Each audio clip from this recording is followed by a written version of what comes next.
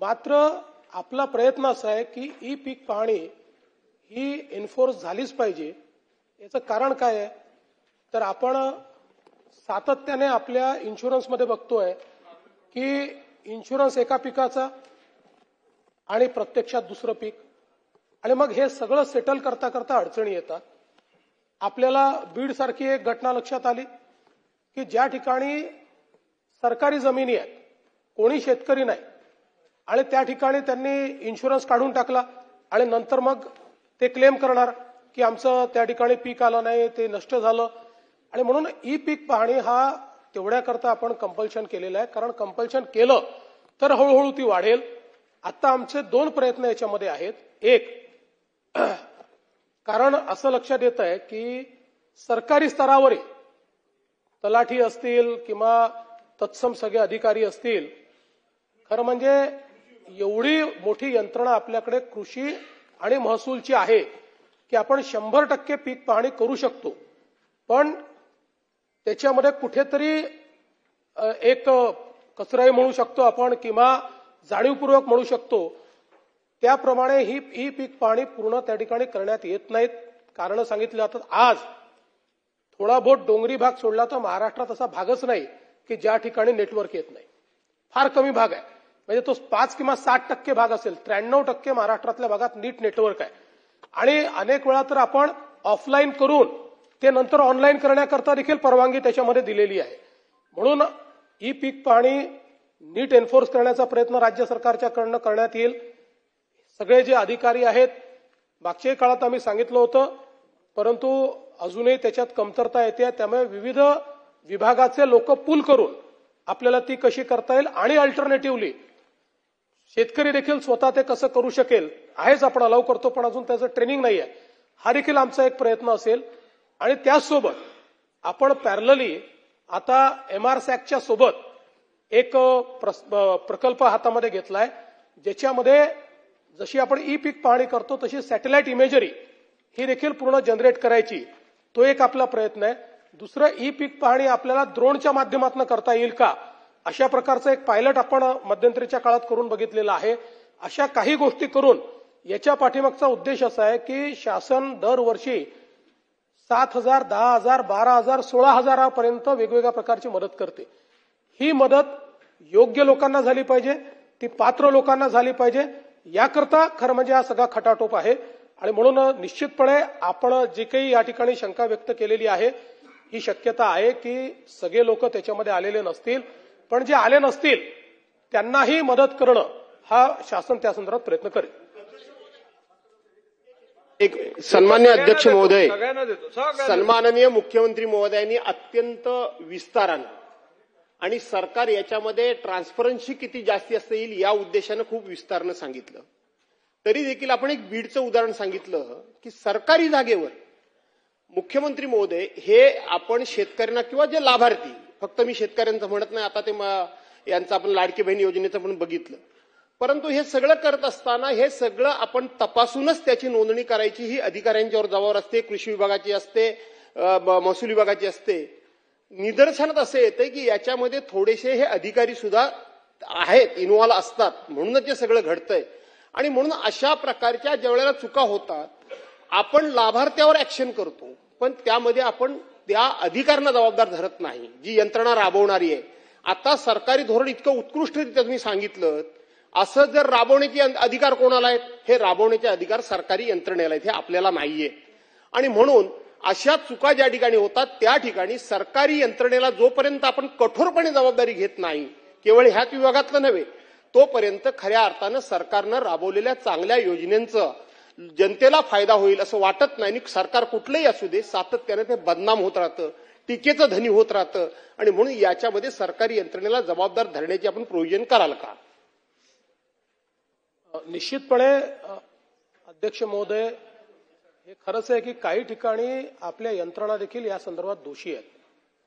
आता इतक्या मोठ्या प्रमाणात समजा लोक इन्शुरन्स काढतायत, दुसऱ्याच्या जमिनीवर तिसरा इन्शुरन्स काढतोय, एकच माणूस 3-3 ठिकाणी काढतोय, तर यात काही ठिकाणी तर संगनमत असेलच, बिना संगनमताचं हे होऊ शकत नाही. हे खरं आहे की आता या इन्शुरन्सच्या संदर्भात आपले जे CFC सेंटर्स आहेत त्यांनी काही घोटाळे केलेले आहेत. त्यामुळे या संपूर्ण यंत्रणेत जे जे दोषी निघतील त्या सर्वांवर कारवाई ही केलीच जाईल.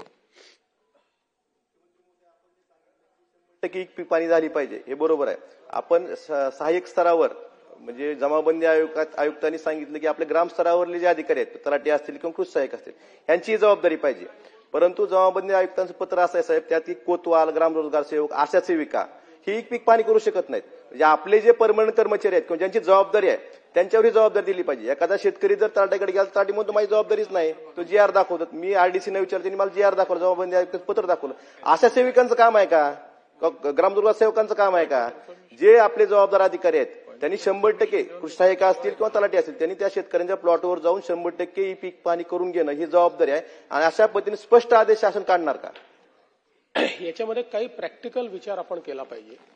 उदाहरणादाखल जेव्हा आपण ऑफलाईन आहोत त्यावेळी नियम काय आहे, तर त्यांनी दरवर्षी 7/12वर नोंद केली पाहिजे पीक काय आहे. कुठेतरी चेक करून नोंद होते का? फार कमी होते. चेक केलंच जात नाही, त्यामुळे सरसकट नोंदी होतात. आता टेक्नॉलॉजीमुळे हा प्रश्न त्यांच्यासमोर निर्माण झाला की पहिल्याच्या ज्या सवयी होत्या की घरी बसून लिहून टाकायचं 7/12वर, आता ते करता येत नाही. ई पीक पाहणीमुळे तुम्हाला त्याची जिओ टॅगिंग होतं, त्याची नोंद होते, त्याचं चित्र, जे काही सगळ्या गोष्टी त्याच्यामध्ये होतात. आणि म्हणून जसा हा प्रश्न आहे तसा हाही प्रश्न आहे की तलाठी आपल्याकडे किती आहेत, त्यांच्यावर कामाचा बोजा किती आहे. त्यामुळे नुसत्या तलाठ्यांच्या भरोश्यावर हे करणं हे शक्य नाही आहे. ते म्हणून आपण आशा सेविका वगैरे म्हणालात, मला ते मान्य आहे, पण महसुली यंत्रणा आणि जी काही कृषी विभागाची यंत्रणा आहे, पदुम विभागाची यंत्रणा आहे, अशा सगळ्या यंत्रणा पूल करून त्यांच्या माध्यमातून हे कसं करता येईल याचा विचार मात्र आपण निश्चितपणे करू, जेणेकरून प्रामाणिकपणे तिथे जाऊन तशा प्रकारची नोंदणी झाली पाहिजे. आणि विभागाला तर आम्ही असे निर्देश देऊच यावर्षी की अॅक्युरसीने ती झाली पाहिजे. म्हणजे आपण ऍटलिस्ट 90% जरी अॅक्युरसीमध्ये पोहोचलो ना तरी आपण वर्षाला 1000-2000 कोटी रुपये वाचवू शकू. मुख्यमंत्र्यांनी उत्तरात सांगितलं की काही यंत्रणा पूल करायचे. अतिशय चांगला विचार आहे. मला आजपर्यंत समजलं नाही मुख्यमंत्री महोदय की जिल्हा परिषद कृषी विभाग करते काय. स्टेट कृषी विभागाकडे तर भरपूर काम आहेत. आणि म्हणून माझी या प्रश्नाच्या अनुषंगाने एक मागणी आहे की शक्य असेल तर हा जिल्हा परिषद कृषी विभाग आणि आपला कृषी विभाग याचं डुप्लिकेशन ऑफ वर्क टाळायचं असेल तर हा कृषी विभाग आपल्यासोबत मर्ज करा, माणसंही भेटतील. रणधीर भाऊ तसे शेतीतले तज्ज्ञ आहेत आणि या विषयात त्यांना निश्चितपणे समजतं. आपण जे पॉइंट आउट केलं आहे हे खरंच डुप्लिकेशन आहे. तथापि आपल्याला कल्पना आहे की 73व्या घटना दुरुस्तीनंतर आपल्याला काही विषय हे संविधानाने जिल्हा परिषदेला देणं कंपल्सरी केलं आहे किंवा स्थानिक स्वराज्य संस्थेला देणं कंपल्सरी केलं आहे आणि त्यातला हा विषय आहे. पण मला असं वाटतं की या संदर्भात म्हणजे मी आपल्याला देखील विनंती करेन की आपला याच्यात चांगला स्टडी आहे, आपण याच्यामध्ये थोडासा अभ्यास करून जर हे डुप्लिकेशन टाळण्याच्या दृष्टीनं आणि रिसोर्सेस पूल करण्याच्या दृष्टीनं काही आपल्याला त्याच्यात धोरण आणता येईल का, काही त्यांचे कामं जे आहेत त्या कामांमध्ये काही वाटप नीट करता येईल का किंवा डुप्लिकेशन कसं टाळता येईल, असा प्रयत्न जो आहे तो प्रयत्न निश्चितपणे आपण पुढच्या काळामध्ये करूया. अध्यक्ष महोदय, मुळात हा प्रश्न हमीभाव केंद्रावर शेतकरी जे वंचित राहिले ई पीक पाहणी नसल्यामुळे त्यांच्यावर आहे. माझ्या रिसोड तालुक्यातलं कोयाळी भिसडे गाव मुख्यमंत्री महोदय अख्खं गाव वंचित, म्हणजे सोयाबीनची जेव्हा खरेदी झाली त्या गावातलं एकही कास्तकाराची सोयाबीन केंद्रावर नोंदणी होऊ शकली नाही, फक्त अख्ख्या गावाची ई पीक पाहणी नसल्यामुळे. एक विनंती किंवा प्रश्न, पॉइंटेड प्रश्न माझा हा आपल्याला आहे की तुरीची नोंदणी सुद्धा चालू आहे, आजही ते गाव वंचित आहे. तर टेक्निकल प्रॉब्लेम, काही शेतकरी वंचित राहू शकतात हे मानू शकतो, पण अख्खं गाव का राहिलं याचा सुद्धा शोध घेतला गेला पाहिजे आणि का त्यांना न्याय कसा मिळेल या दृष्टीने कसा प्रयत्न करता येईल या दृष्टीने मंत्री महोदय हा प्रश्न मला तुम्हाला आहे. नाही, संपूर्ण गाव वंचित राहिलं असेल तर त्याच्यामध्ये कोणाची चूक आहे बघितलं जाईल आणि त्यांना ऑफलाईन अलाउ केलं जाईल. चला पुढे जाऊया. शेवटचं. अध्यक्ष महोदय, ई पीक पाहणी हे अत्यंत आवश्यकच आहे आणि टेक्नॉलॉजीचा वापर करून आपण जास्तीत जास्त स्पेसिफिक कसं आपल्याला होता येईल आणि अॅक्युरेट कसं होता येईल हे पाहिलंच पाहिजे आणि पुढेही गेलं पाहिजे. पण बऱ्याच वेळी असं होते की ज्यावेळी ही ई पीक पाहणी किंवा हा सगळा सुरू असतो त्यावेळी हे जे ऍप आहे ज्या सर्व्हरवर आहे त्या सगळ्या याच्यात एवढं लोड येऊन जाते की ते फास्ट होत नाही, स्पीडनं होत नाही आणि त्याच्यामुळेही बऱ्याच वेळी अशा गोष्टी घडतात. आणि ई पीक पाहणी सोबतच ज्यावेळी मदतीचे विषय येते, अतिवृष्टी किंवा ह्या गोष्टी होतात त्यावेळी सुद्धा जे सर्वे होतात किंवा आपल्याला ते ऑनलाईन करायचे असतात त्यावेळी अनेक क्षेत्र असं असते की तिथं स्वतः जाताच येत नाही, पोहोचताच येत नाही आणि त्यामुळे त्या 72 तासात त्याच्या काही अडचणी असतात त्या सुद्धा यामध्ये अडचणी येतात. म्हणून माझी विनंती अशी आहे की यासोबत माननीय मुख्यमंत्री महोदयांनी जसं सांगितलं की सॅटेलाइटच्या द्वारे सुद्धा आपण या सगळ्या गोष्टी करू. तर भविष्यात आता आपले सगळे ड्रोनद्वारे सर्वे सुरू आहेत.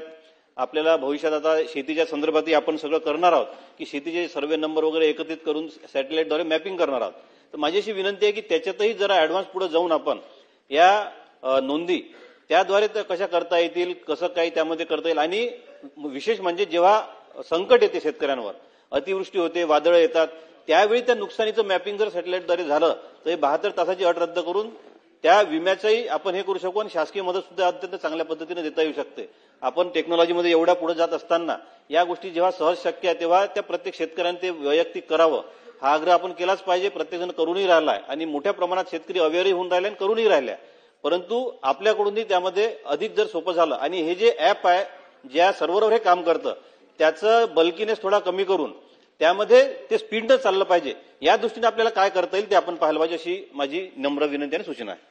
अध्यक्ष महोदय, सामान्य सदस्यांचं म्हणणं आहे की ऍप जे आहे ते बेसिकली सर्व्हर डाऊन होतं किंवा नेटवर्क इश्यूमुळे त्याच्यावरती अपलोड होत नाही. तर ज्या ज्या ठिकाणी नेटवर्कचे इश्यू येतात त्या ठिकाणी आपण तलाठ्यांना आपण मुभा आपण दिलेली आहे की फोटो त्यांनी जागेवर जाऊन काढायचा आणि त्यांनी दुसरीकडे जाऊन त्यांनी त्याची नोंदणी करून घ्यायची. त्यामुळे असे प्रश्न उद्भवणार नाहीत. तर तथापि मुख्यमंत्री महोदयांनी सांगितल्याप्रमाणे आपल्याला सॅटेलाइटद्वारे किंवा ड्रोनद्वारे सर्वे करून आपल्याला ई पीक पाणी करता येईल का याची आपण चाचपणी आपण करतोय आणि जगात ते भविष्यात करता नक्कीच आपण त्याच्या अंमलबजावणी आपण लवकरात लवकर करू. अध्यक्ष महोदय, आपल्या या एक पीक पाणी योजनेच्या माध्यमातून निश्चितपणे आपला विज्ञानाचा असणारा जो नवीन टप्पा आहे तो टप्पा आपण गाठायचा प्रयत्न करतोय. पण माझी आपल्याला विनंती आहे की आमच्या भागामध्ये डोंगरी जो भाग आहे त्या डोंगरी भागामध्ये अनेक गावं अशी आहेत, जसं सावंतवाडी गाव घ्या किंवा आमच्याकडे सोनोडे गाव घ्या, खुल्लापूर गाव घ्या, की जिथं अजूनही मोबाईल नेटवर्क नाही आहे. अशा ठिकाणी आता सोयाबीनची खरेदी झाली, भाताची खरेदी होती, त्यामध्ये आपल्या ह्या पीक पाणी योजनेचा तसा बघितला तर आपण अंतर्भाव करू शकत नाही. तर आपण काय अपवाद करणार का अशा काही आपल्या अशा अपवादात्मक अशा डोंगरी भागातल्या असणाऱ्या गावांसाठी? हा माझा मूळ प्रश्न आहे. दुसरं, आता अडसट साहेबांनी बोलले त्या पद्धतीनं आपल्याकडे स्टाफचं मोबिलायझेशन कमी असल्यामुळं आपल्याला ही एक मोहीम म्हणून आपल्याला करणं अवघड होत असेल तर ज्याला आपण गुगलच्या मार्फत त्या संदर्भातलं मॅपिंग म्हणतो तसं जर मॅपिंग केलं तर आपल्या शेतकऱ्यांना दुर्दैवानं काय झाले, त्यांच्याकडे ह्या स्मार्टफोनचा जो सॅव्हिनेस आहे तो सॅव्हिनेस नाही आहे. त्यामुळे आपल्याकडे तलाठी असेल, पदुमा असेल, कृषी असेल याची एक संयुक्त मोहीम काढून प्रत्येक शेतकऱ्याच्याकडे जाऊन त्याच्या संदर्भातली नोंदणी करणं हा एक पर्याय. आणि दुसरं म्हणजे गुगल मॅपिंग आणि ज्या ज्या ठिकाणी डोंगरी आणि दुर्गम भाग आहेत त्या त्या ठिकाणी अपवादात्मक परिस्थितीमध्ये ऑफलाईन करता येईल का? अध्यक्षमध्ये आपण ऑलरेडी आपण ऑफलाईन करत आहोतच, परंतु ठराविक जर का आपले अशी कुठली गावं असतील ज्या ठिकाणी आपल्या अडचणीला सामोरं जावं लागतंय त्याची नावं आपण माझ्याकडे द्या. आपण नक्कीच अपवादात्मक परिस्थितीमध्ये जिथे नेटवर्क नाही अशा ठिकाणी तलाठ्यांमार्फत नोंदणी करून घेऊन त्यांना आपण योजनेचा लाभ आपण देऊ. प्रश्न महोदय, माझ्या मतदारसंघामध्ये जिवती तालुका आहे जो अत्यंत शेवटचा तालुका आहे आणि त्या तालुक्यामध्ये डोंगराळ आणि दुर्गम तालुका आहे. त्या ठिकाणी मोबाईलचं कव्हरेजच नाही आहे पूर्ण तालुक्यामध्ये. तर माझी मंत्री महोदयांना विनंती आहे की जिवती तालुक्याला यामधून आम्हाला सूट दिली पाहिजे आणि ऑफलाईनची आम्हाला परवानगी दिली पाहिजे. पूर्ण तालुक्यामध्ये कुठंच कव्हरेज नाही आहे. अध्यक्ष महोदय, पूर्ण तालुक्यामध्ये नेटवर्क नसणं अशी परिस्थिती साधारण नसते. ज्या केंद्रांवरती आपल्याला अडचण येत आहे अशा केंद्रांची आपण मला नावं द्या किंवा त्याची आपण लेखी स्वरूपात मला आपण माहिती द्या. नक्कीच मी मगाशी म्हटल्याप्रमाणे जिथे नेटवर्क नाही अशा ठिकाणी तलाठ्यांच्या मार्फत नोंदणी करून घेऊन त्या शेतकऱ्यांना योजनांचा लाभ देण्यात येईल. प्रश्न क्रमांक 2.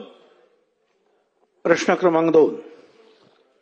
अध्यक्ष महोदय, छापल्याप्रमाणे अध्यक्ष महोदय, या क्षणाला त्या कांद्याचे भाव पडलेत म्हणून लासलगावमध्ये काही शेतकरी पाण्याच्या टाकीवरून चढले आत्महत्या करण्यासाठी. पोलीस तिथले ऑफिसर्स त्यांना समजवण्याचा प्रयत्न करतात. अध्यक्ष महोदय, मंत्र्यांबरोबर माझी उपमुख्यमंत्री आणि आताचे म्हणजे एकनाथराव शिंदे यांचं मी लक्ष मला वेधायचं आहे.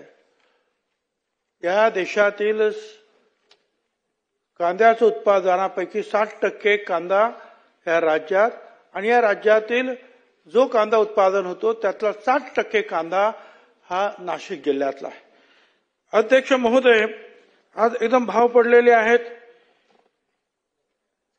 झालंय काय की खर्च वाढलेला आहे अध्यक्ष महोदय, आणि या खर्चामुळे जे आहे आज प्रति क्विंटल 1500 रुपये खर्च येतो आहे प्रति क्विंटल. सन्माननीय प्रधानमंत्र्यांनी सांगितलं होतं की दुगुणा आपल्याला प्राइस मिळालं